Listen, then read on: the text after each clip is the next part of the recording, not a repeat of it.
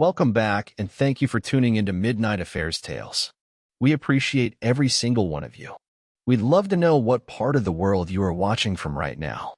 Let us know in the comments. Now let's dive into today's story, Chapter 1. The letter arrived at dawn, stamped with the military's cold insignia. David Kane's hand hovered above it, the envelope trembling under his fingers. He tore it open, his breath caught in his throat. Captain Samuel Kane, deceased in training exercise. Condolences for your loss. Those words, neat, sterile, final, punched through David's chest like a bullet. His son, his boy, gone. He staggered back, the kitchen walls closing in. His hand reached out, gripping the counter until his knuckles blanched. The sun streamed through the window, warm and indifferent. The world outside didn't care that everything he loved had just been taken from him. A single tear slipped down David's cheek, then another. But he didn't let himself cry, not yet. His throat burned as he swallowed the scream building inside him. A soldier's discipline was a cage around his grief, locking it deep. David's eyes flickered to the framed photo on the table. Sam, beaming in his fatigues, his uniform still too big, his future bright. How could this be real? He thought, his fingers tracing Sam's smile. A sudden chill prickled his spine. He looked again at the letter.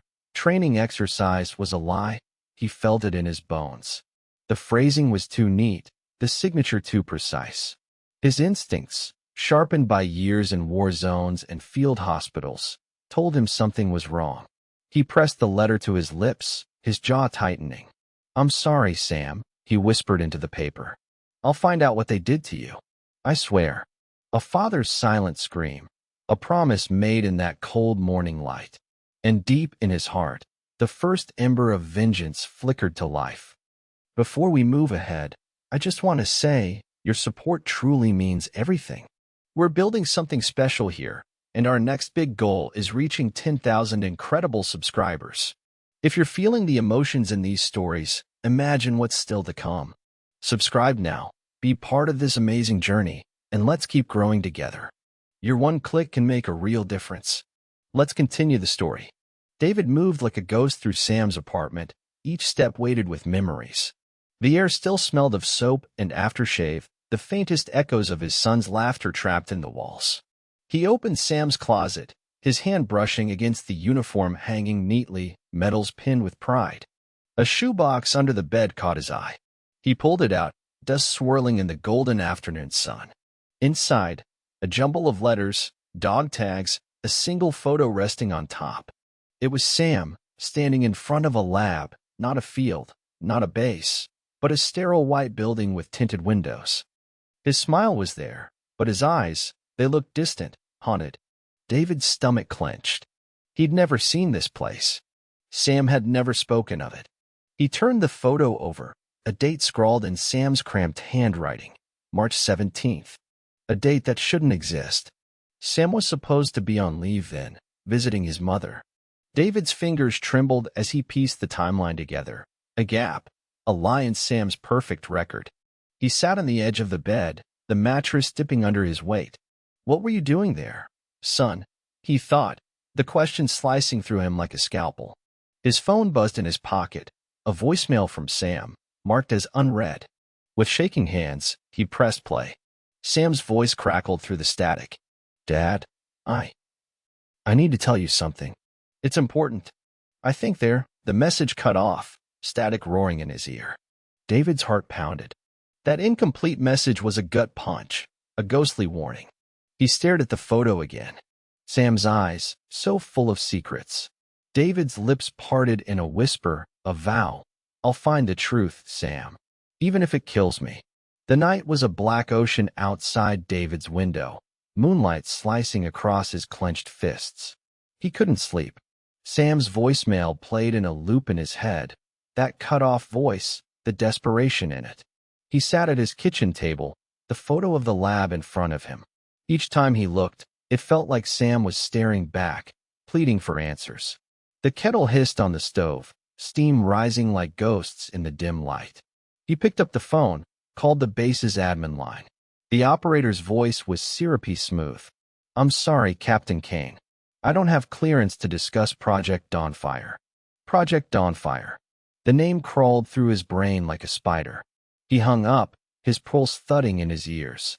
David knew one thing. If they wouldn't give him answers, he'd find them himself. He slipped out of his house, the cold biting through his uniform. The base loomed in the distance, a fortress of secrets. At the gate, the guard's eyes flicked over him. "Late night, Captain?" one asked. "Medical supplies." David lied smoothly, his voice flat. Inside, he was burning. He walked the silent halls of the lab, past doors marked restricted access. He felt Sam's presence everywhere, a phantom guiding his steps. In a shadowed corridor, he heard voices. 2 lab techs, their words sharp whispers. "They're covering it up." The trials weren't just experiments, they were executions. David pressed himself against the wall, breath held. His heart hammered. He'd heard enough to know the truth was even darker than he feared. He turned and slipped away, every step an echo of the dead. Sam's face burned in his mind, a silent cry in the dark. And David's promise to his son echoed louder than any heartbeat. "I'll finish what they started, and I'll make them pay." David's footsteps echoed down the sterile, brightly lit corridor of the military base's administration building. The smell of disinfectant mixed with the faint tang of sweat, a scent he'd always associated with the weight of uniform duty. Each step felt like walking a tightrope, the line between a grieving father and a man about to expose a system's lies. At the end of the hall, Colonel Harris's office door loomed, its brass nameplate gleaming under harsh fluorescent lights. David paused for a moment, drawing in a deep breath, steadying his thoughts. "Stay calm," he told himself. "Let them underestimate you." He knocked twice, crisp and sharp. "Enter," Harris's voice barked, clipped and formal. David stepped inside. The colonel sat behind a polished oak desk, metals glinting on his chest. His eyes, cold, calculating, flickered up. "David," he said, his tone falsely sympathetic. "I heard about Sam. Such a terrible tragedy." David's throat tightened at the hollow words. He forced his voice steady.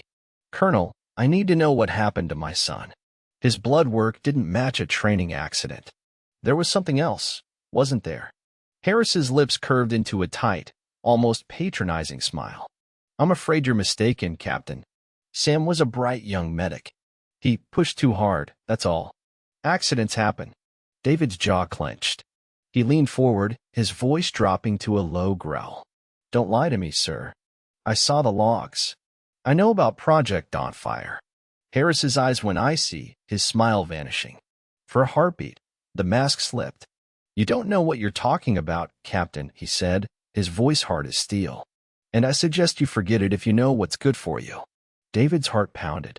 He saw it then, the crack in the colonel's perfect composure, the flicker of fear in his gaze. That was all the proof he needed. He rose, his voice even and cold. "I'm not stopping, Colonel. You took my son. I'll find the truth, with or without your permission." He turned and walked out, each step heavy with unspoken promises. Outside, the wind cut like ice across his face. But in that chill, David's resolve burned hotter than ever.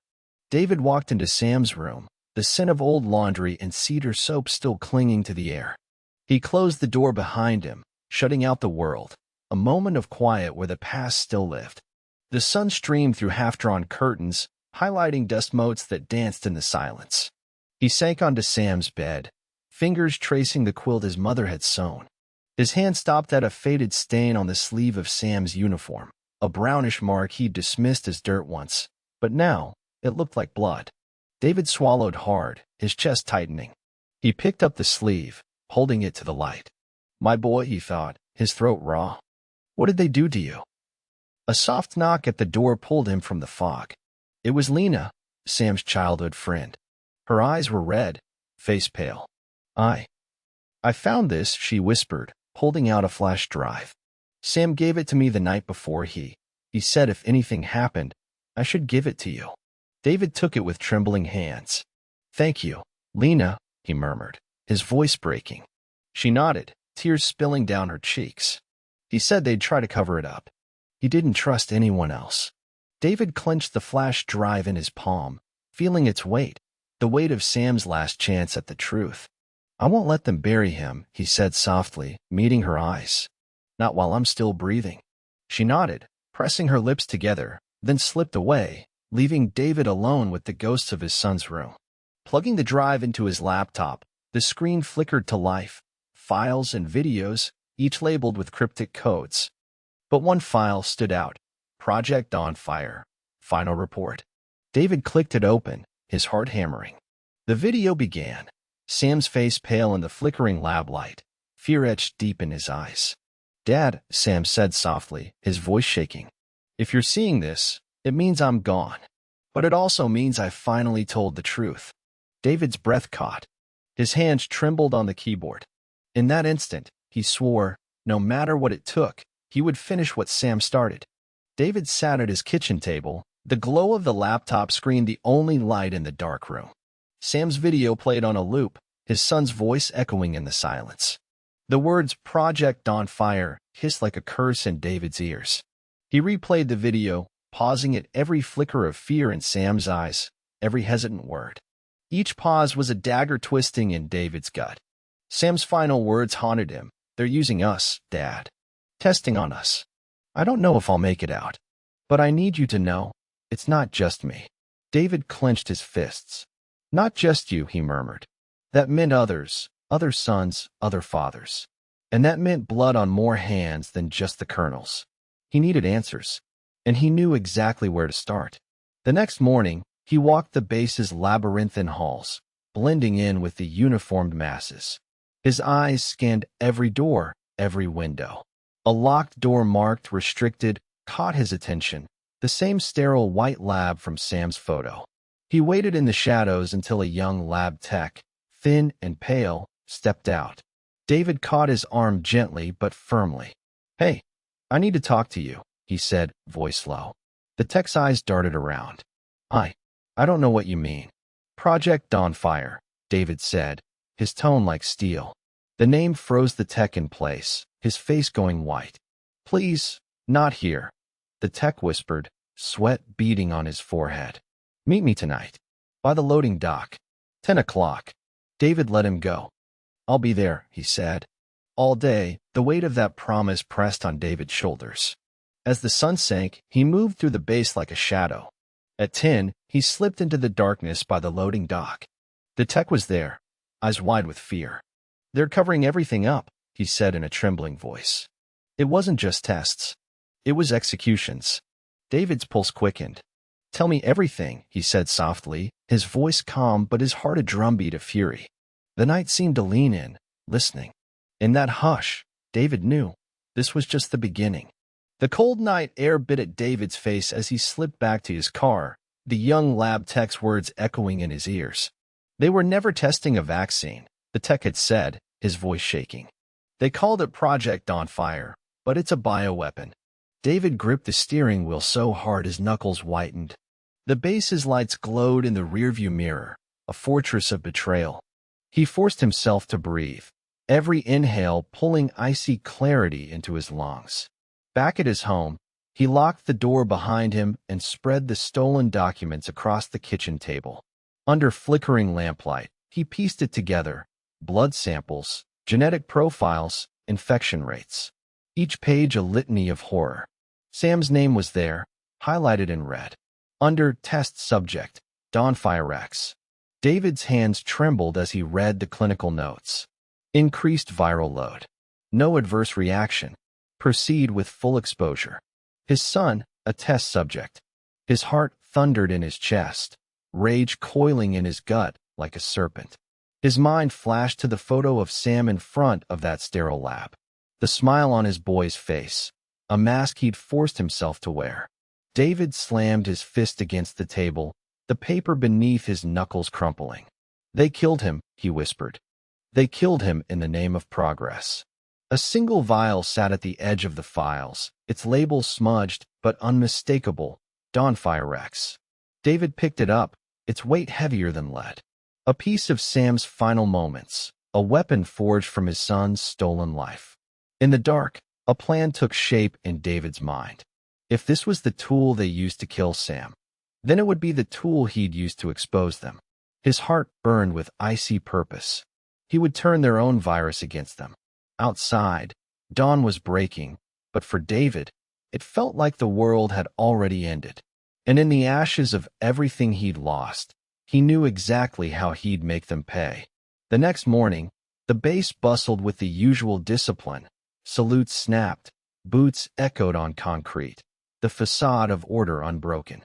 But David saw it all with new eyes. Every uniform was a mask, every polite smile a lie. He walked straight to Colonel Harris's office, each step a drumbeat of resolve. The door was half open, and he stepped inside without knocking. Harris looked up from a stack of paperwork, surprise flickering across his face. "Captain Kane," he said, measured and calm. "I trust you've had time to grieve." David dropped the files on the desk, the papers fanning out like a deck of cards. "I've had time to see the truth," he said, his voice low, every word precise. "Project Dawnfire. The tests. My son's blood on your hands." Harris's eyes narrowed. A muscle ticked in his jaw, but his tone stayed smooth. "You're treading dangerous ground, Captain. Those documents are classified. If you're smart, you'll hand them over and forget what you've seen." David leaned in, his gaze hard. "You think I care about clearance? You murdered my son. You turned him into a weapon." His voice dropped to a whisper, deadly calm. "And now I'm going to turn that weapon on you." For a moment, the mask slipped. Harris's eyes flashed, something cold, something afraid. But then he forced a smile, like a snake baring its fangs. "You're emotional. Grief clouds judgment. I understand." David straightened, his hands curling into fists. "Don't patronize me. This ends now." Harris stood, his voice turning iron. "Leave this alone, Captain, or you'll join your son in the ground." David's jaw tightened. "I'm already dead to you, aren't I?" he said softly. "Then you have nothing to threaten me with." He turned and walked out, the files still on the desk, a silent challenge. Outside the door, he let out a breath, his chest heaving. The lines were drawn. No more talk. No more lies. 2 days later, the chapel was filled with stiff uniforms and carefully blank faces. Sam's funeral was a pageant of false comfort. The brass band, the folded flag, the hollow words spoken over his coffin. David sat in the front row, his hands clenched so tight the nails bit into his palms. The chaplain's voice droned on. Captain Samuel Kane, a hero of honor and duty, but all David could hear was the echo of Sam's final message, the weight of those secret files pressing against his chest. Beside him, Elise dabbed at her eyes with a handkerchief. Her face was pale, her shoulders trembling. She reached for David's hand, but he pulled it away, his jaw set. "You knew he wasn't on leave, didn't you?" he whispered, his voice shaking with barely contained fury. Elise's eyes widened, tears spilling. I didn't know what they'd do, David. They said it was just advanced training. Training?" David hissed, his voice a low growl. "They murdered him, and you signed the papers to let them do it." Her sob was muffled, her shoulders shaking. But David turned away, his stare fixed on the casket draped in the flag. His son's final resting place, wrapped in symbols of loyalty that meant nothing now. After the service, officers lined up to offer condolences, empty words, plastic smiles. David met each one with a silent glare, refusing their polite lies. Colonel Harris approached last, his uniform immaculate, his face impassive. "Captain Kane," he said, his tone dripping with false sympathy. "Your son's sacrifice will not be forgotten." David's eyes locked with his, a glint of ice behind the calm. "No," he said, his voice steady. "It won't. I'll make sure of that." Harris gave the barest nod, a flicker of something dark passing through his eyes. Then he turned and walked away, leaving David in the cold shadow of the steeple. David laid a hand on the coffin, his fingers brushing the polished wood. "I'll make them remember your name, Sam," he whispered. "I'll make them pay." David drove through the night, the city's neon glow flickering past in a blur. The vial of Dawnfire X sat in the passenger seat, a silent promise. The weight of it was almost physical, a shard of his son's stolen future. He pulled into a rundown motel on the outskirts of town, the kind of place no one asked questions. The room smelled of mildew and stale cigarettes, the bed creaking under his weight as he sat, staring at the vial in the dim light.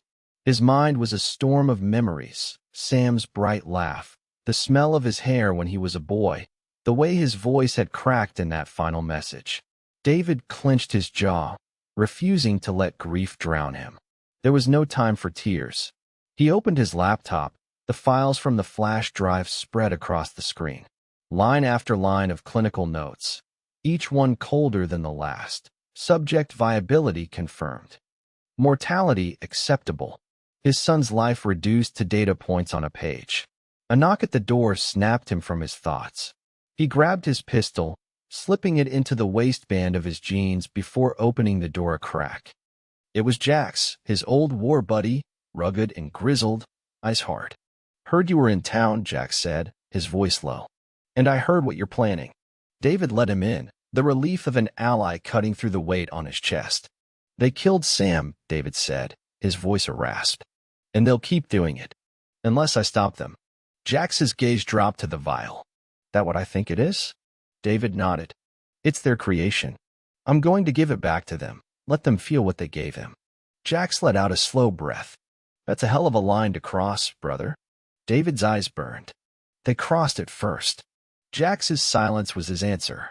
He sat down, pulling out a battered flask and taking a swig before passing it to David.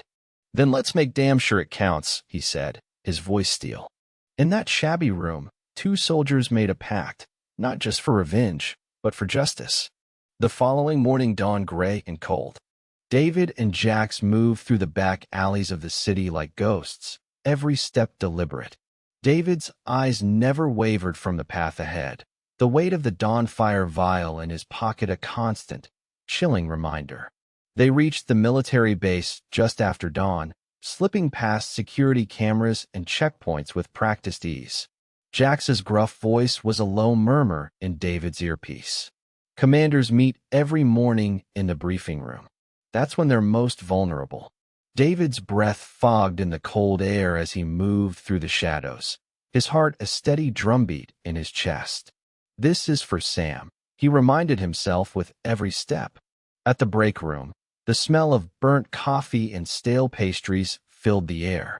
David paused at the threshold, his fingers tightening around the vial. The room was empty for now, perfect. He worked quickly, opening the vial and carefully mixing it into the coffee pot. The liquid was clear, odorless. No one would know until it was too late. He set the pot back on the burner, wiping his hands on his jeans. For a moment, he stared at his reflection in the steel coffee pot. Hollow eyes, a face he barely recognized. But behind the exhaustion, there was something else: resolve. As he slipped out, Jax's voice crackled in his ear. "They're heading in. Cameras are rolling." David took a deep breath, steadying his nerves. He knew what he was doing, and he knew he could never come back from it. From a hidden vantage point, he watched them file in. Colonel Harris, the other commanders, their laughter echoing down the corridor like a funeral hymn. They poured steaming cups, oblivious to the poison lacing each drop. David's voice was a whisper in the shadows. They called it a vaccine. Let's see how they like the taste of their own medicine. The camera feed flickered to life on his phone. One by one, they drank, the men who had stolen his son's life. And David watched, his heart hammering, as justice began to flow in their veins. David retreated to his small utility closet, the door barely closed behind him as he tapped into the base's network with the stolen access codes Jax had provided. The flickering light of the laptop cast sharp shadows across his face, but his eyes were calm, ice in a storm. He initiated the live stream with a single click. The feed went live, broadcasting the break room directly to the world. Commanders in pressed uniforms, coffee cups raised in silent toasts, they had no idea the eyes of the world were on them. David's voice broke the silence, low and steady. "They called it a vaccine. They called my son's death a training accident.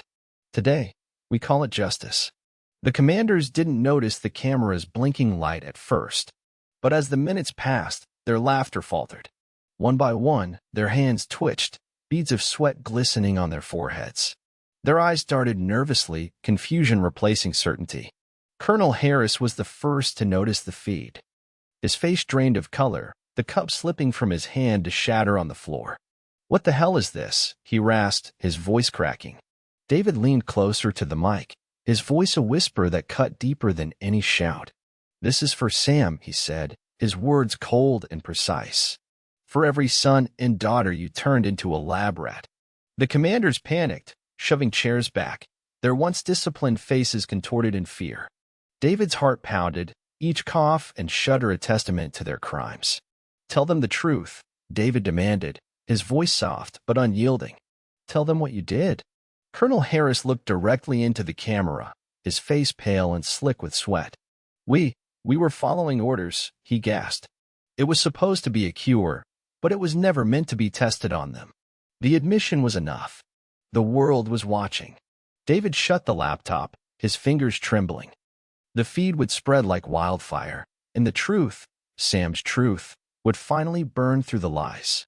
He stepped out into the cold hallway, his heart heavy but resolute. Justice wasn't a bullet. It was a reckoning, and it had just begun. The air in the break room turned heavy, each breath a struggle as the virus David had unleashed crept through the commander's veins. David watched from his hidden vantage point, the flicker of the live stream still fresh in his mind. Sweat beaded on Colonel Harris's forehead, his hands trembling as he gripped the table. "What did you do?" One of the younger officers gasped, his voice tight with panic. He clutched his chest, eyes wide with terror. Harris's lips parted, his usual calm slipping like a mask melting under a hot sun. I don't know," he choked, but even he couldn't keep up the charade. A wet cough racked his body, deep and rasping. The sound was a confession in itself.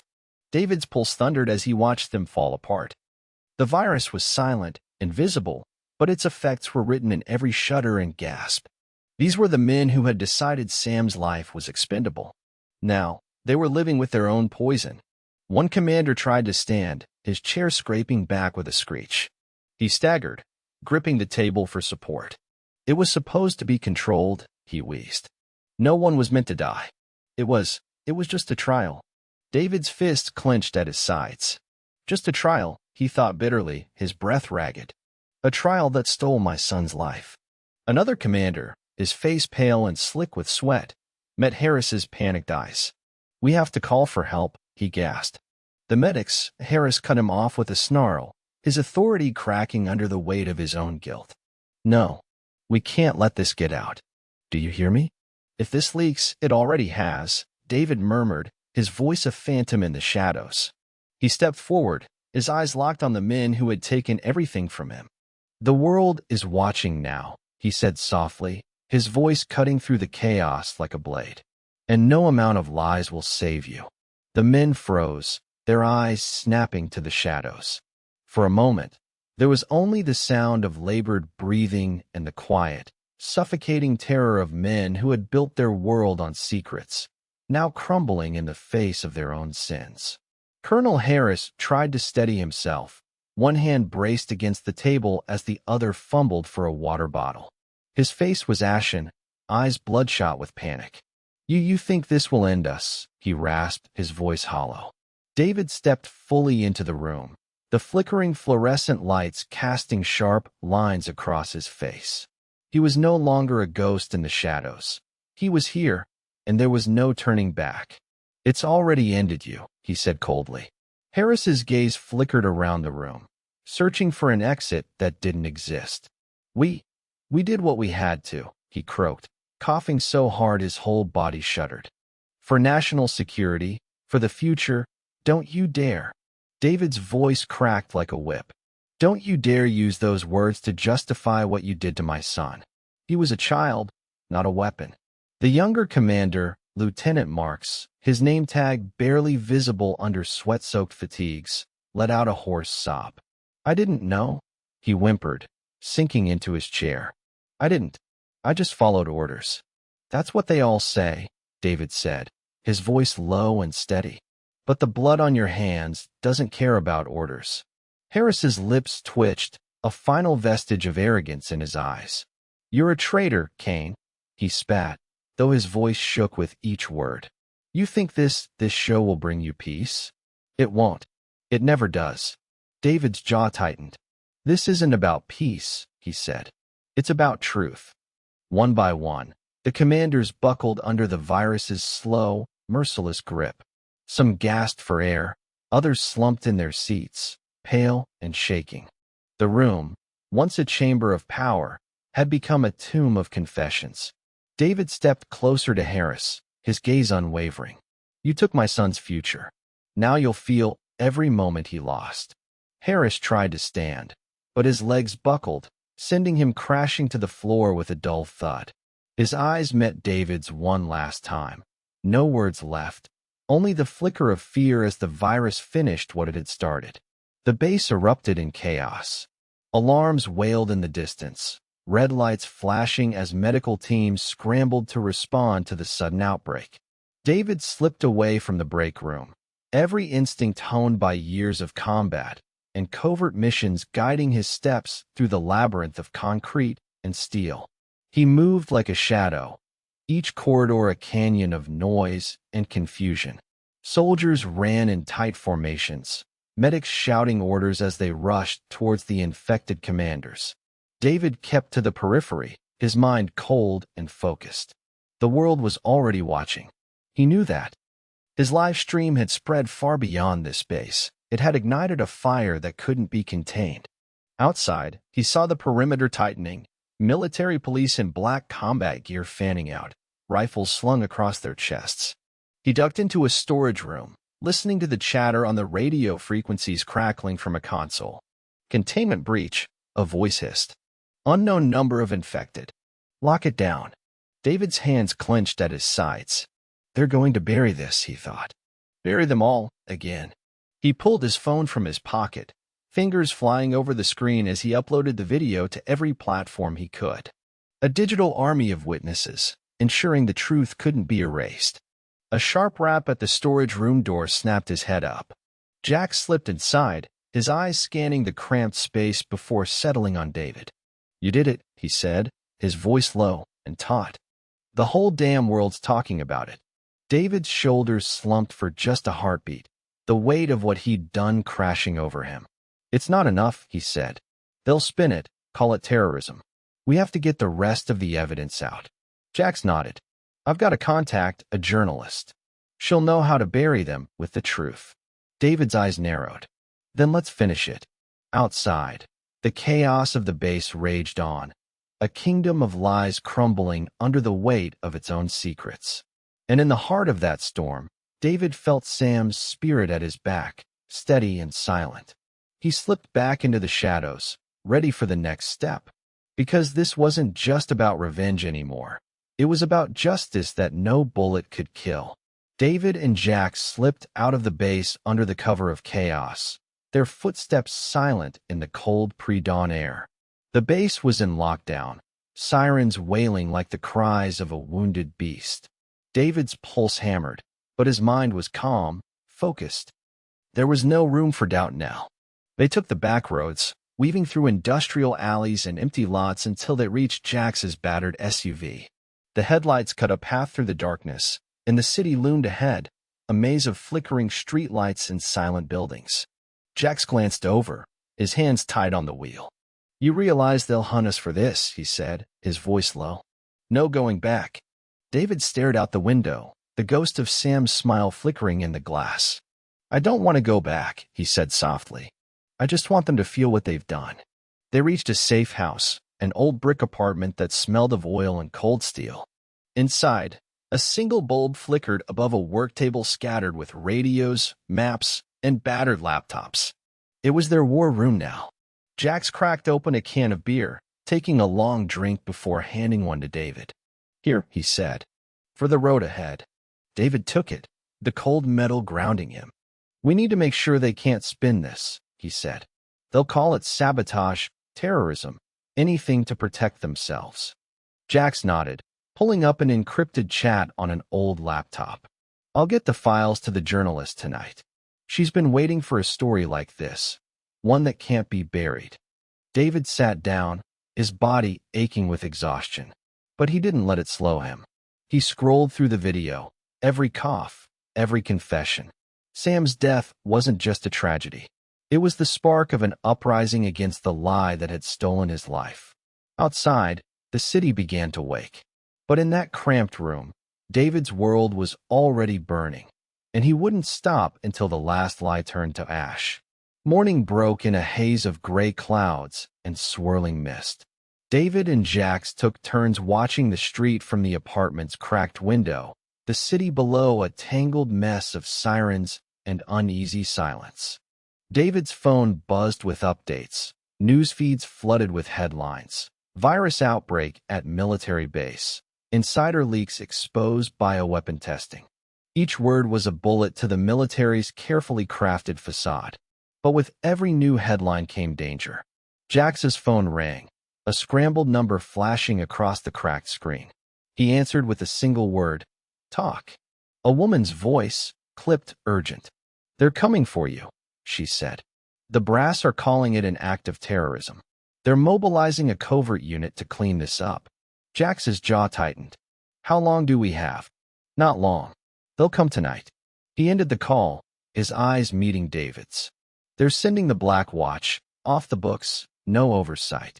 If they catch us, we're ghosts." David's stomach churned, but his resolve didn't falter. "Then we stay ahead," he said. "We finish this before they find us." They packed what they could, the laptops, the files, the hard drives that carried the weight of Sam's final stand. As they worked, David caught sight of Sam's face on the screen, a still frame from his last message. It was like a silent promise, a reminder of the stakes. Jax slung a battered duffel over his shoulder, his eyes hard. "You ready for this, Doc?" he asked. David looked at him, every muscle taut with purpose. "I was ready the day they killed my son," he said.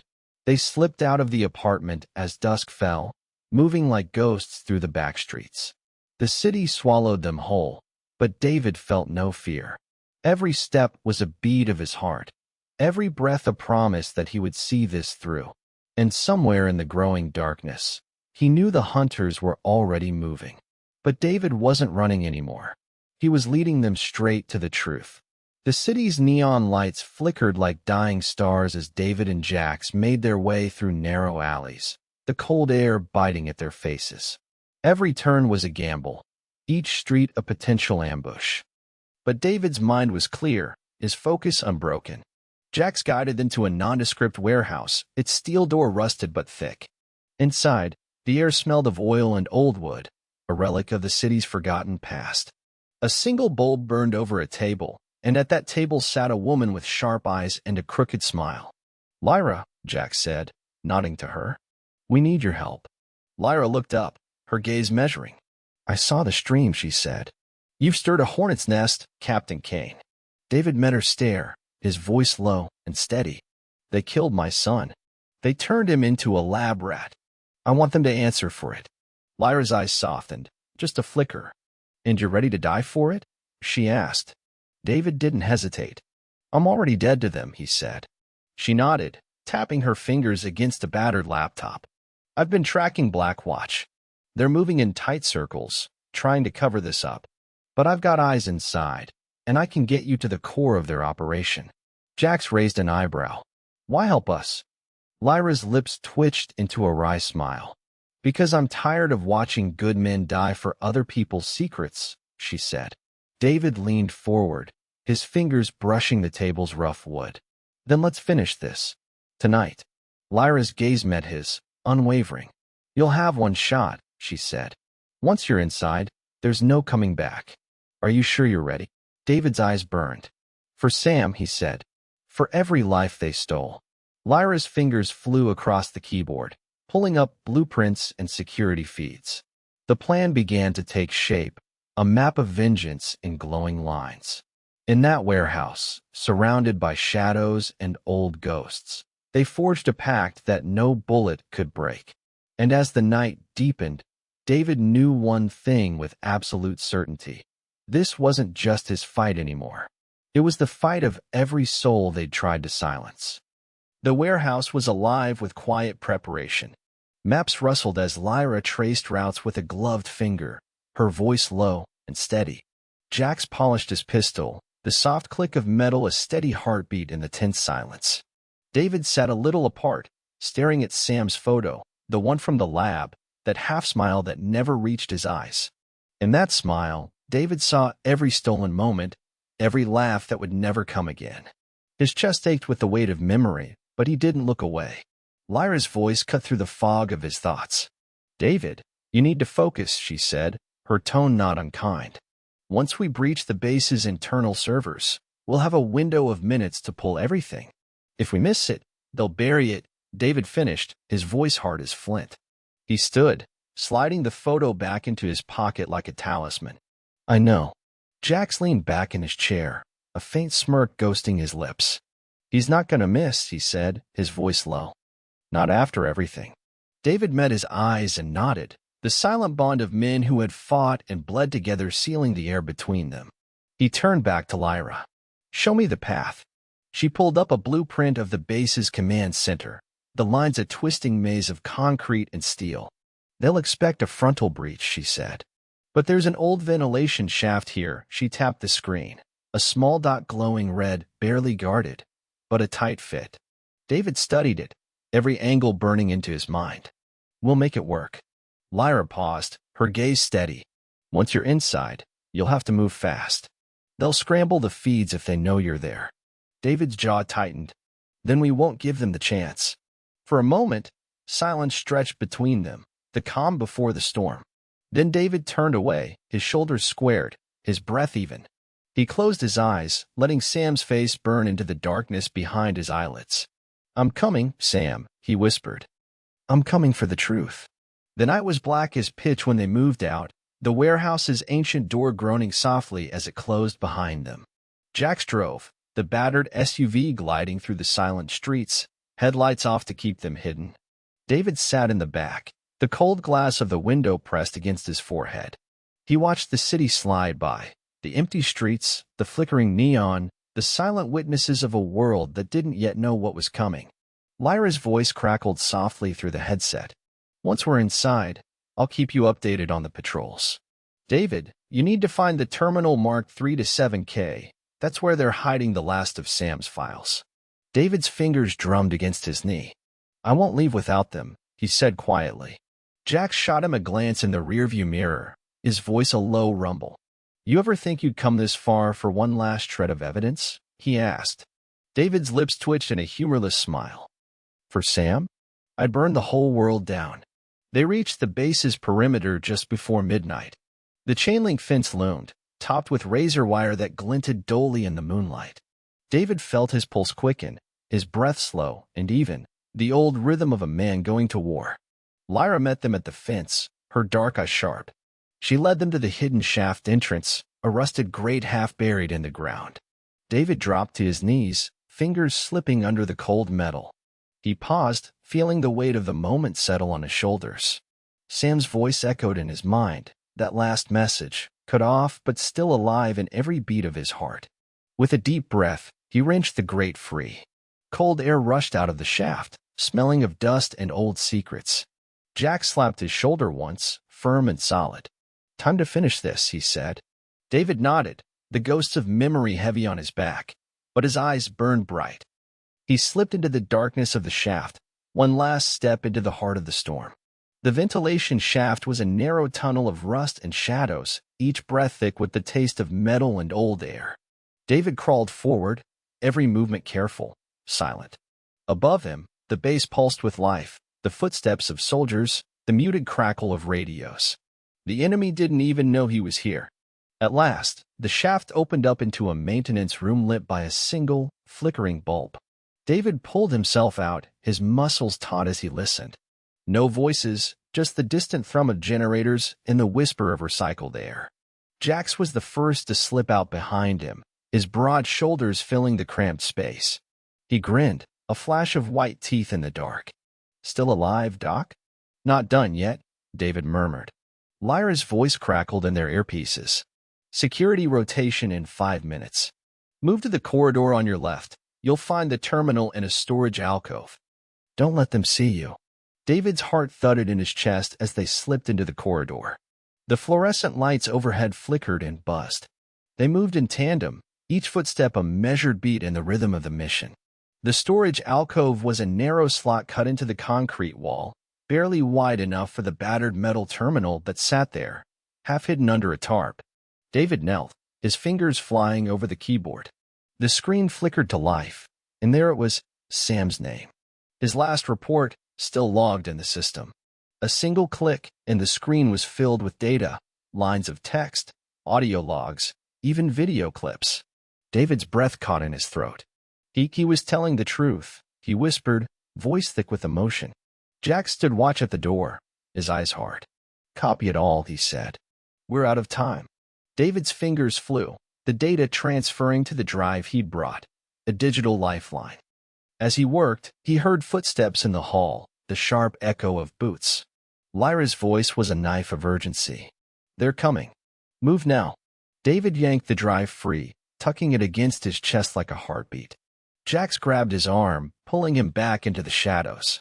The footsteps drew closer, the hunters, their breath heavy, their radios crackling with static. In that heartbeat of darkness, David felt something shift. The world had narrowed to this moment, the stolen data, the taste of justice on his tongue, and the memory of Sam's final words like a shield around his heart. They slipped away just as the soldiers rounded the corner, the echo of boots fading behind them. And in that fleeting silence, David knew they were closer than ever to tearing down the walls of lies, and the world would never be the same.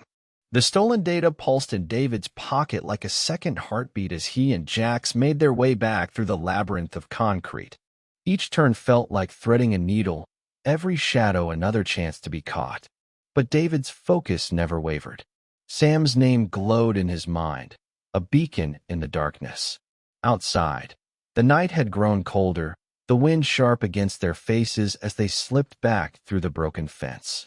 Lyra was waiting, her breath clouding in the icy air. Her eyes scanned their faces, relief flickering across her sharp features. You got it? She asked, her voice hushed but urgent. David held up the drive. Every file, every secret they buried. She took it, slipping it into her satchel with practiced care. This is enough to bury them, she said. Names, tests, the chain of command. Once this goes public, there's no spinning it. David nodded, his face carved from stone. Good. But there's something else, Sam's blood work. It wasn't random. His eyes locked with Lyra's. They were looking for a specific marker. A genetic match. Lyra's brow furrowed. A marker? David's jaw tightened, a muscle ticking in his cheek. It's in the files. Sam was chosen because of something in his blood. They weren't just testing, they were selecting. Jax let out a low whistle. Jesus. They weren't just making weapons. They were engineering them. David's hands curled into fists. They stole his life because he was perfect for their test. His voice cracked, just for a moment. He was my son, my blood. Lyra laid a hand on his shoulder, her touch gentle but strong. Then let's make sure no other father has to bury his child for their ambition, she said softly. David looked up at her, his eyes hard but burning with purpose. We end this. Tonight. And in that quiet vow, under the icy stars, they formed a promise, not just of revenge, but of a future where no one's blood would ever be used again. The safe house was lit by a single, flickering lamp, its glow throwing long shadows across the cracked walls. David sat at the table, the stolen files spread before him like an autopsy of his son's final days. Jax paced nearby, his heavy boots silent on the worn carpet. A knock at the door shattered the hush. David tensed, hand instinctively going to the small pistol at his side.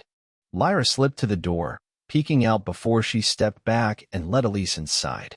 Elise, Sam's mother, David's estranged wife. Her eyes were red-rimmed, her face pale. She looked at David like she hadn't seen him in a lifetime. David, she whispered, her voice a fragile thread.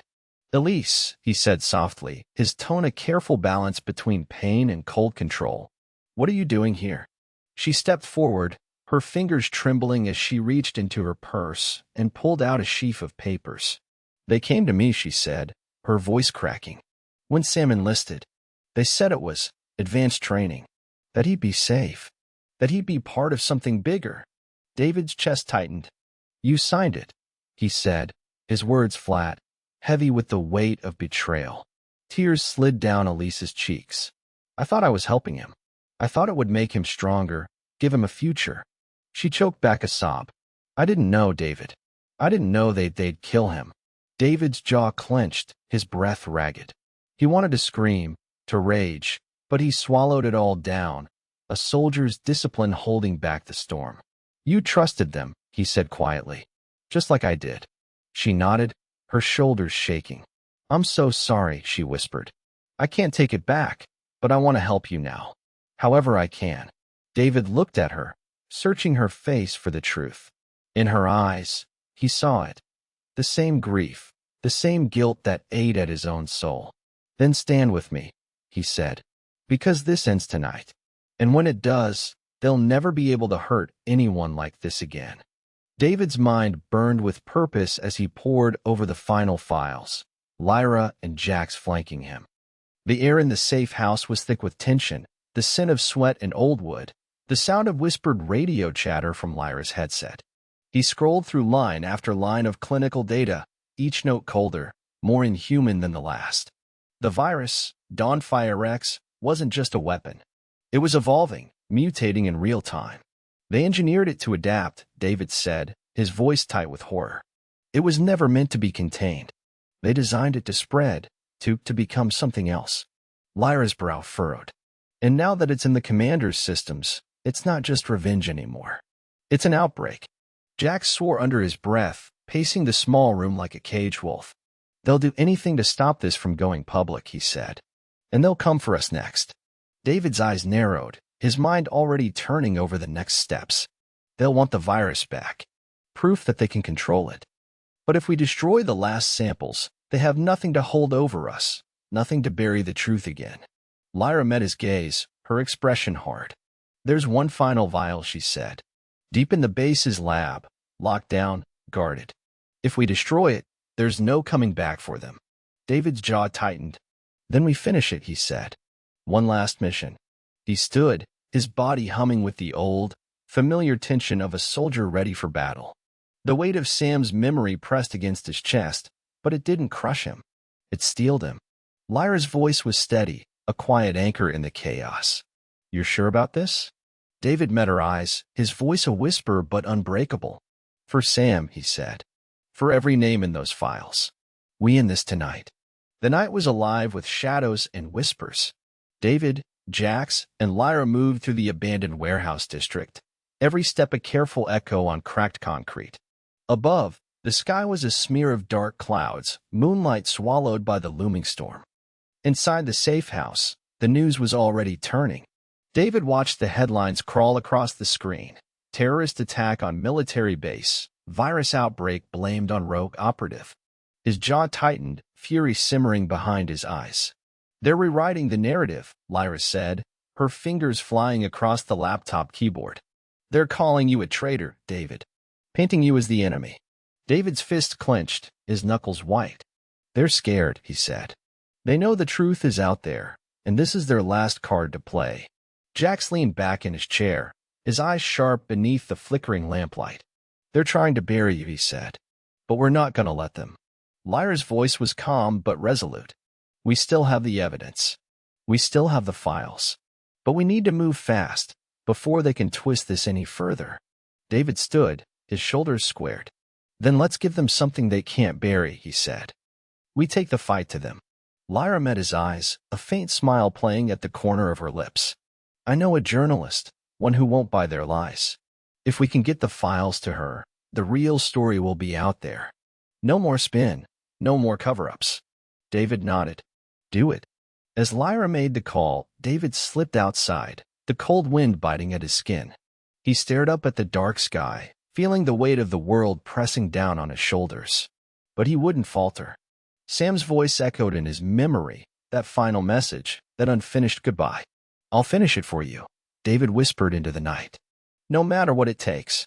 Inside, the glow of the laptop screen was a small, defiant light against the darkness.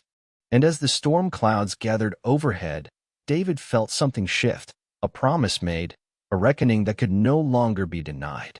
David and Jax moved through the city streets like phantoms, their breath steaming in the icy night air. Lyra stayed behind, working to upload the files to every dark web channel she could find. But out here, in the heart of the city's cold silence, David felt the shift in the air. "They'll come for us tonight," Jax murmured, his eyes scanning every rooftop, every shadowed doorway. "The Black Watch. They'll want the files and our heads." David's jaw tightened. "Let them come," he said quietly. "We're not running anymore." They moved fast, ducking through alleys and weaving between silent cars. In the distance, the low thrum of engines echoed off the brick walls, the hunters closing in. David's phone buzzed. A single message from Lyra. "They're moving. Evac route compromised. You need to go dark." He slipped the phone into his pocket, his mind a cold blaze of focus. "We'll find another way," he said to Jax.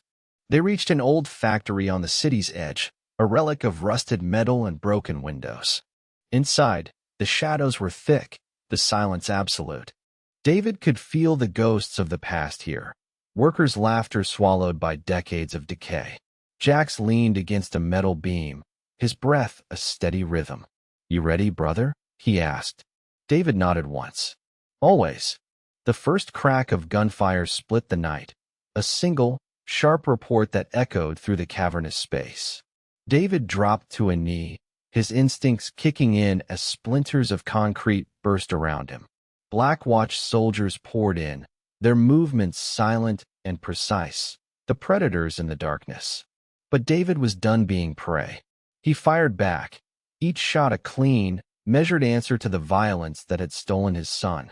Jax moved beside him, covering angles, their old rhythm flowing like water.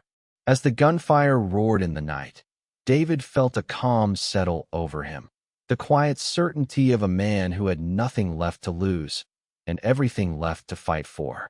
The world narrowed to a single breath as David moved deeper into the factory, bullets shattering old steel pipes, the echo of combat filling the dark. He slipped through a side corridor, his steps sure, his mind locked on survival.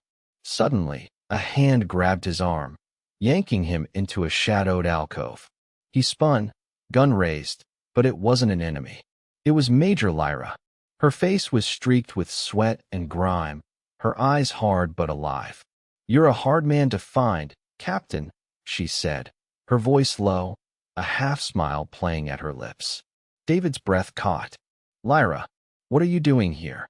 She shrugged, her dark hair falling across her face. "Black Watch turned on me, too. They think I know too much. So, I guess I'm on your side now." David's eyes narrowed, his mind already working. "We don't have much time. They're swarming the building." Lyra held up a small flash drive, the metal glinting in the low light. "This has the last piece," she said. "The orders, direct from the top. If this goes public, it's game over for them." David took it, feeling the weight of the tiny drive in his hand, proof of every lie, every betrayal. "We finished this together," he said. She nodded once, her eyes fierce. Together.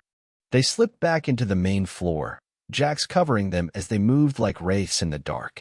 The gunfire slowed, then stopped, the soldiers regrouping, recalibrating their hunt. David's mind was a calm storm. Each breath was a promise, each step a prayer. Sam's face burned in his memory, a silent vow that this would not be in vain. And beside him, Lyra's presence was a steady anchor, a testament that even in the shadows, some truths refused to die. The old factory was a labyrinth of rust and echoes, every shadow a potential ambush. David and Lyra moved through the narrow corridors, their breaths ragged but steady. Jax covered their rear, his eyes sharp beneath the flickering emergency lights. Lyra pressed a finger to her earpiece. "I've scrambled their comms," she said, her voice calm despite the chaos. "But it won't last long. We have to move fast." David's jaw tightened. "Where's the exit?" She pointed down a crumbling stairwell. "Service tunnels beneath the floor. They'll lead us to the riverfront, away from the main streets. But it's a tight fit." Jack smirked, checking his pistol. "We've done worse." They moved as one, their steps echoing in the darkness. David's heart pounded, but his mind was focused. Every second counted. The stolen drive burned in his pocket, a lifeline to the truth. Down the stairwell, the air grew colder, damper. The tunnel was little more than a concrete throat, pipes dripping water, the scent of mildew thick in the air.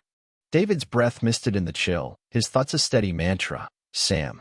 Justice. No turning back. They crawled through the narrow space, knees scraping against rough stone.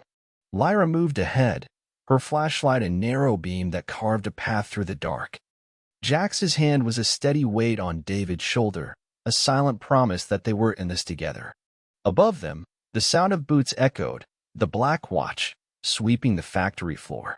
David stilled, breath caught in his throat.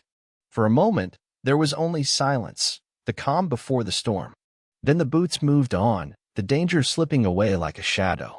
David let out a slow breath, his fingers brushing the drive in his pocket. Almost there, he murmured. Lyra looked back, her eyes steady. We get to the river, she said. Then we disappear. And we take the truth with us. David nodded. In the darkness, they moved forward, 3 souls bound by blood and betrayal, each step another piece of the path that would end in either salvation or ruin.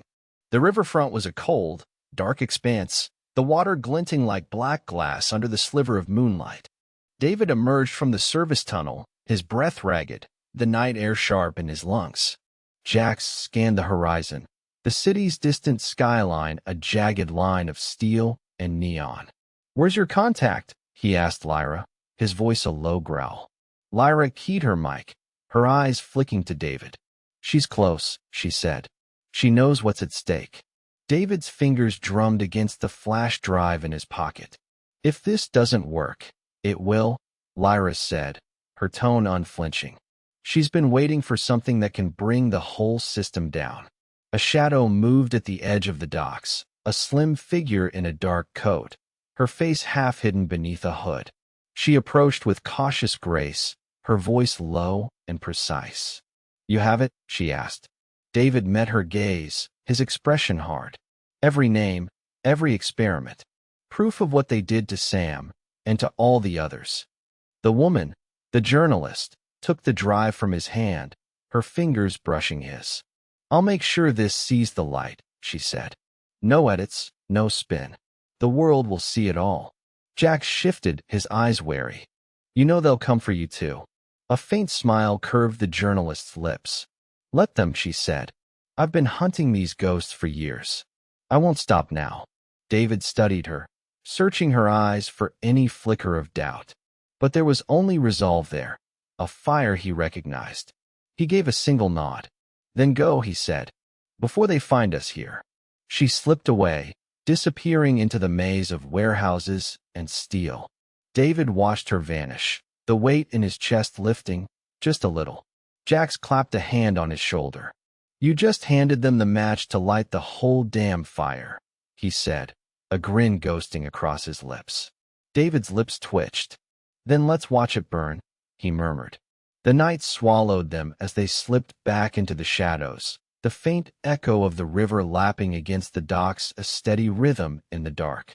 David's mind burned with a cold clarity.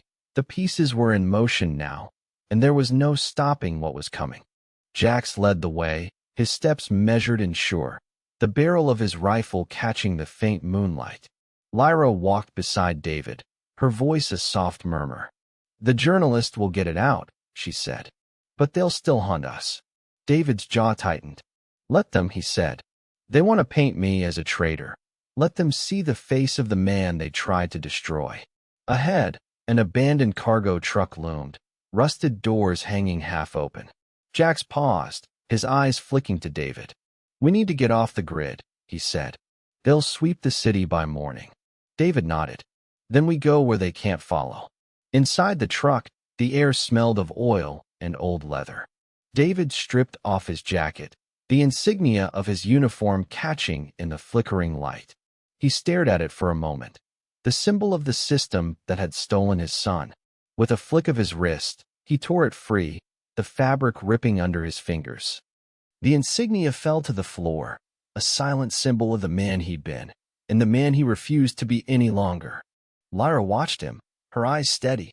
You're not that man anymore, she said softly. David met her gaze, his voice low and certain. "I'm not," he said. "I'm the one who ends this." They moved deeper into the night, the city at their backs. In the darkness, David felt Sam's memory like a quiet promise. Every breath another step toward justice, every heartbeat another drumbeat of the truth that could never be silenced. And as they disappeared into the night, the mask of the enemy fell away, revealing the face of a father who would not stop until the last lie lay in ruins at his feet. The city's sleeping face was awash of sodium glow and neon flickers as David, Jax, and Lyra worked in a cramped, abandoned garage. The walls were lined with rusted tools and old oil cans, but it was the glow of the laptop that commanded David's attention. Lyra hunched over the keyboard, her fingers flying in sharp, precise movements. "I've got a secure connection," she said, her voice low but steady. They tried to scrub the first live stream, but she tapped the screen, her eyes bright. "This one will be everywhere." David watched the screen flicker to life, his heart pounding. The footage from the factory, the commanders coughing, their confessions caught in the raw grain of the video, began to play again. But this time, it wasn't hidden. It was going out live, every frame a blade to the lies they built. Jax loaded magazines with practiced calm, his eyes flicking between David and the door. "This is your moment, brother," he said quietly. "Make them remember your son's name." David leaned over the laptop, his jaw tight. "No more shadows," he said, his voice cold and even. "No more secrets." He took a breath, then spoke into the mic, his voice carrying across the world. "My name is David Kane. My son, Sam, was murdered by the people who wear these uniforms." He lifted the tattered insignia, the torn threads catching the glow of the laptop screen, "and tonight, I'm showing you their crimes." His voice was a calm storm, every word cutting through the night like a scalpel. "You called me a traitor. You said I was a terrorist. But the real traitors are the ones who stole my son's blood and called it progress." Lyra's eyes met his, steady and fierce. "They're listening," she murmured. "The world is listening." David's voice dropped to a whisper, every syllable heavy with the weight of the dead. "You will remember Sam Kane's name. And you will remember what you did to him." The world was watching, and this time, no one could look away. David's words echoed through the air as the live stream spread like wildfire, a raw, unfiltered blade cutting through the lies. But as the feed poured out, Lyra's eyes caught something on the security footage she'd tapped into. A figure moving through the base's lower levels, slipping through checkpoints like a phantom. She leaned forward, her brow furrowed. "Who the hell is that?" she muttered. David turned, his gaze narrowing at the screen. The figure was dressed in a standard uniform, but there was something off, the way he moved, the precision of his steps. "Zoom in," David said. The grainy feed sharpened, and a face emerged, one David knew well. Colonel Harris's second-in-command. Captain Brandt. Lyra's breath caught. "I thought he was dead." Jax's jaw tightened. "Looks like he's been pulling the strings all along." David's mind went cold. "He was always there," he said, his voice low and tight. "He knew about the virus. About Sam." Lyra's fingers flew across the keys, tapping into archived feeds, pulling up old footage. Scene after scene flashed on the screen. Brandt in shadowed hallways, hushed conversations with lab techs, orders signed with his name. "He was never just a pawn," David murmured. "He was the architect." Jax let out a low breath. "So he's the one who gave the order." David's eyes burned with a cold light. "Then he's the one I'm finishing this with," he said. His voice was calm, but each word landed like a hammer. Lyra met his gaze, her expression unflinching. "You'll only get one shot at this, David. Once he knows you're coming, he'll lock the doors and burn the files." David nodded slowly, his shoulders straightening. "Then I'll make sure the doors never close again," he said. In that moment, the line between justice and vengeance vanished. There was only the truth, and the man who had stolen everything David loved. The night air tasted of rust and rain as David and Jax slipped deeper into the underbelly of the city, their breaths clouding in the damp cold. They moved through an abandoned subway tunnel, each step echoing in the darkness like the beat of a distant drum. David's mind was a whirl of memories, Sam's laughter, The way his eyes lit up when he talked about helping people. Each memory cut sharper than any knife, but it kept him moving.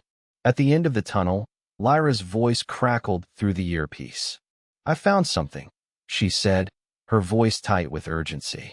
In the files, a final message from Sam. David froze, his heart thudding in his chest. "Play it," he said, his voice hoarse. A burst of static, then Sam's voice, soft and halting, but clear. "Dad, if you're hearing this, it means I didn't make it," Sam said, his voice breaking on the last word. "But you need to know, it wasn't an accident. They knew. They planned it." David closed his eyes, the words cutting into him deeper than any bullet. Sam's voice was a lifeline and a blade. "I'm sorry, Dad. I wanted to tell you sooner, but I was scared." Sam's voice cracked, a tear in every word. "But I trust you.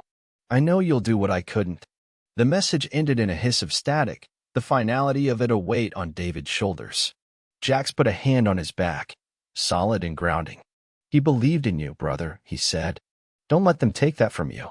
David's eyes opened, cold light burning in their depths. "I won't," he said, his voice calm. "I'll finish this for him." They pushed on, every step a promise. Sam's final words were a vow, and David would see them kept, no matter the cost. The base loomed ahead, floodlights casting long shadows across the rain-slick concrete. David moved like a ghost, his breath steady, his hands sure. Jax and Lyra flanked him, their footsteps silent in the wet night. Inside, the world was steel and cold light. Alarms pulsed red in the distance, a heartbeat of the base's dying secrets. David slipped through the halls, every sense alive, his mind a calm storm. They reached the final lab, the core of everything. Behind the thick glass, the last vial of Dawn Firex glowed faintly in the sterile light. And standing before it, Captain Brandt. He turned, his face calm, almost amused. "David Kane," he said, his voice a low purr. "I wondered when you'd come." David stepped forward, his eyes cold as winter. "I'm here for the truth," he said. "And for Sam." Brandt's smile was a razor's edge. "The truth," he said, his tone mocking. "The truth is what we make it. And your son, he was just another brick in the foundation of progress." Jax's jaw tightened, his knuckles white on the rifle. "You murdered him," he growled. "And you think you can just erase that?" Brandt's smile widened. "I don't erase," he said softly. "I build. And this virus, it's the future." David's lips parted in a whisper. "Not anymore," he said. With a single shot, he shattered the glass. The vial fell, splintering on the cold floor, the virus burning itself out in a hiss of vapor and broken glass. Brandt's face twisted in fury. "You fool," he shouted. "You don't understand what you've done." David stepped forward, his voice calm and sure. "I understand everything," he said. "You killed my son. You turned his blood into a weapon. And now, you're done." In the echo of that final vow, the last lie of Dawn Firex died, and David Kane stood alone in the silence of justice served. The silence after Brandt's fury was thick, a living thing in the sterile lab. The shattered vial hissed softly, its deadly contents fizzing out into nothing, the final gasp of a weapon built on stolen lives. David stood in the center of it all, his breath calm, his gaze fixed on Brandt. The man's polished uniform was perfect, his face a mask of cold arrogance. But in his eyes, David saw the flicker of something real, fear. Brandt's voice was low, almost gentle. "You think this is over?" he said, his tone as smooth as polished glass. "We're everywhere, Kane. You kill me. There's 10 more just like me. 10 more to finish what we started." David's lips curved in a faint, humorless smile. "Then I'll keep coming," he said softly, "until there's no one left to hide behind your lies." Brandt stepped closer, his voice a snake's hiss. "You're just a man, Kane. One man against the tide.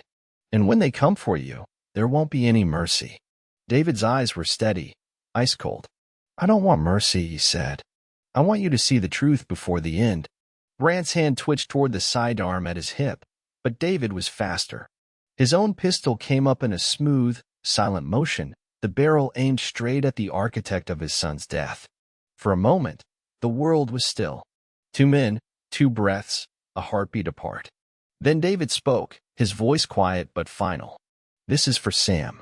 The gunshot was a single crack, the echo sharp in the cold air. Brant staggered back, his eyes wide in shock as he fell. The lab was silent again, but David didn't look away. He watched the light fade from Brant's eyes, the final lie dying with him. In that silence, David felt no triumph. Only the quiet certainty of a promise kept. The broken glass at David's feet shimmered in the flickering light, the last remnants of dawn fireworks fizzling out in a thin, acrid haze. The air smelled of antiseptic and death, the sharp tang of finality. Jack stepped forward, his rifle lowering. "It's done," he said, his voice a low rumble. "The last of it, gone." David nodded, his gaze steady on the shattered vial. "Sam's blood won't be used again," he murmured. "They can't hide behind their experiments anymore." Lyra moved closer, her eyes scanning the screens that still flickered with security feeds. "They're pulling back," she said, her voice tense. "The Blackwatch, they're gone. Without Brant and the virus, they've got nothing left to protect." For a long moment, the three of them stood in the wreckage, the cold metal counters, the humming servers, the ghosts of every name they'd uncovered. David felt the weight of it all settle on his shoulders, but he didn't flinch. Jax clapped a hand on his shoulder. "You did it, Doc," he said, his tone softer now. "You kept your promise." David's voice was quiet, a whisper of resolve. "For Sam," he said, "and for every name in those files." Lyra slipped the drive from her pocket, holding it up in the dim light. "This is the last piece," she said. "The world needs to see it, all of it." David met her gaze, the faintest smile ghosting across his lips. "Then let's make sure they can't ever bury the truth again." They moved together, a quiet trio in the dying light. Outside, the night was still, but David felt the first breath of dawn breaking against his face. The virus was gone, the weapon silenced. But the war wasn't over. Not yet. The base was in chaos as David, Lyra, and Jack slipped through the winding corridors one last time. The alarms still howled in the distance, hollow cries from a dying empire. David's mind was a single, sharp blade, every breath another step closer to the end.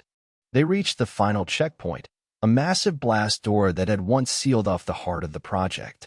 Now it loomed before them, heavy with the weight of everything they'd fought for. Lyra's fingers flew across the access panel, her brow furrowed in concentration. "I can get it open," she said, her voice calm. "But once it's open, they'll know exactly where we are." Jax checked his rifle, the magazine clicking into place. "Then we hold the line," he said. David's jaw tightened, the old soldier's calm settling over him like a second skin. "Just long enough," he said softly. The door shuddered, then slowly ground open, a deep groan of ancient metal. Inside, the servers glowed like dying stars, a cathedral of data, every flicker a testament to the lives stolen in the name of progress. David stepped forward, his eyes sweeping the rows of servers. "This is it," he said, his voice low. "The archive of the dead."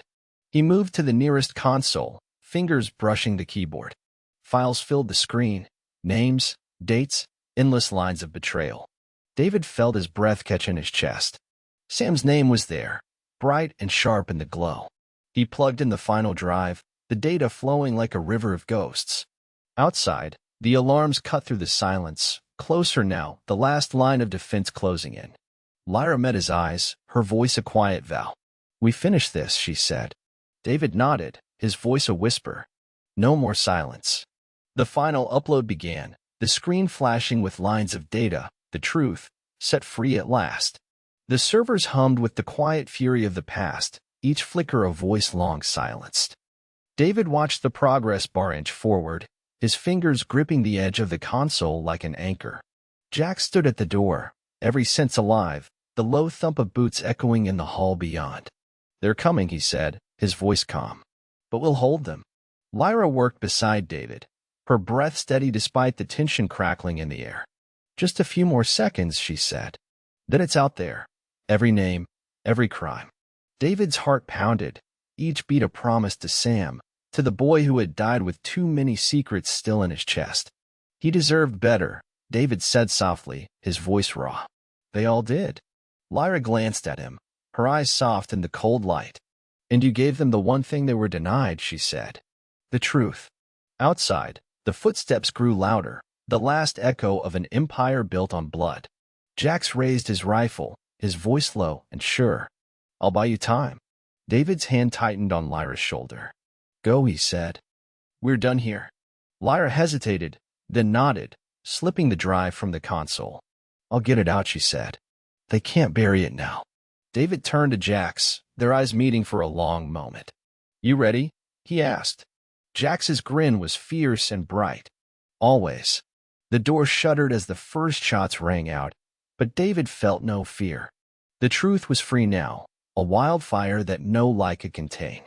And in the glow of the archive, surrounded by the whispers of the dead, he felt Sam's spirit at his back, strong, steady, and proud. The air inside the archive room felt heavy, like the weight of every name trapped in the servers pressed down on David's shoulders. Outside, gunfire echoed like distant thunder, the Black Watch closing in, desperate to silence the truth. But David was done running. He watched Lyra slip into the shadows, the drive clutched tight in her hand. Her whispered promise, "I'll get it out, I swear," echoed in his ears. He believed her. He had to. The truth was no longer just in his hands. It was in the hands of every person who would see what they'd done to Sam, and to so many others. Jax crouched by the doorway, his rifle ready, his breathing even. "You sure about this, Doc?" he said, his voice a low rumble. "We can still make a run for it." David shook his head slowly. "No," he said softly. "This ends here." He turned one last time to the console, his fingers brushing the screen where Sam's name glowed like a single star in the dark. "I'm sorry, son," he whispered. "I'm sorry I couldn't save you. But I made sure they can't forget you." He closed his eyes, feeling the warmth of memory, Sam's laughter, his bright eyes, his belief in something bigger than himself. David let that memory fill him, steady him. Jax's hand clapped his shoulder, solid and sure. "You're a good father, Kane," he said. "Don't ever forget that." The door shuddered again, a final warning. David stood tall, his breath calm. "Let them come," he said. "We've already won."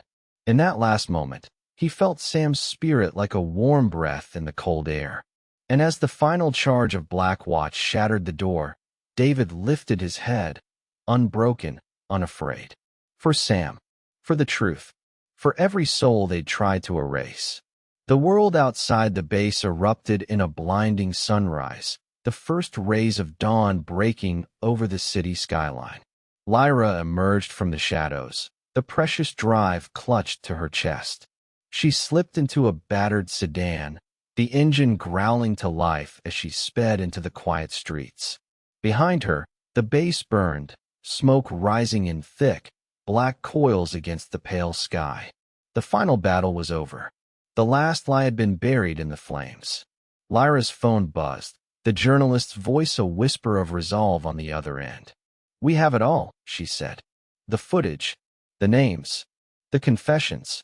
We're going live in 1 hour." Lyra closed her eyes, a shaky breath escaping her lips. "Do it," she said. "Let them see everything." The screen cut to black, then flickered back to life, the footage of David's final stand, his calm voice a last testament to a son he refused to let be forgotten. And with it, the raw confessions of the men who'd stolen everything. Across the world, people watched, their screens aglow in the quiet dark of morning. In living rooms, on phones, in crowded subways, the truth spread like wildfire. Sam's name, and every name that had been lost, shone in those final images. Lyra leaned back in the driver's seat, her breath calm. She could almost hear David's voice in the quiet dawn. No more shadows. No more silence. And she knew, this wasn't just the end of a battle. It was the start of something bigger. She turned to the camera, her eyes bright, her voice strong. "Tell me, where are you watching from right now?" she asked. "Let me know in the comments below. And if you believe in the power of truth, hit that like button, subscribe, and share this story. Because justice only lies when we refuse to look away." The sun rose higher, and with it, the voices of the dead were finally heard.